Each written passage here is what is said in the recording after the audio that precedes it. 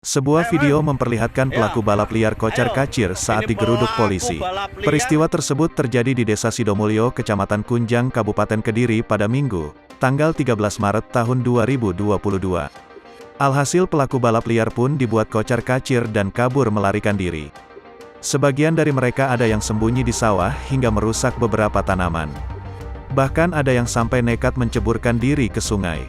Polisi pun berhasil mengamankan beberapa pelaku balap liar dan juga berhasil mengamankan 112 unit motor yang digunakan oleh para pelaku. Kapolsek Kunjang Ibtu Ashanik mengatakan bahwa operasi ini dilakukan bersama petugas gabungan baik dari Satlantas Polres Kediri maupun Polsek Kunjang dan Polsek Purwoasri. Kita melakukan operasi sejak pukul 0.30 waktu Indonesia Barat sampai pukul 4 waktu Indonesia Barat, ujarnya Minggu, tanggal 13 Maret tahun 2022. Lanjut Ibtu Ashanik, saat melakukan operasi, pihaknya mengamankan remaja atau muda-mudi yang berkumpul dan hendak melakukan balap liar.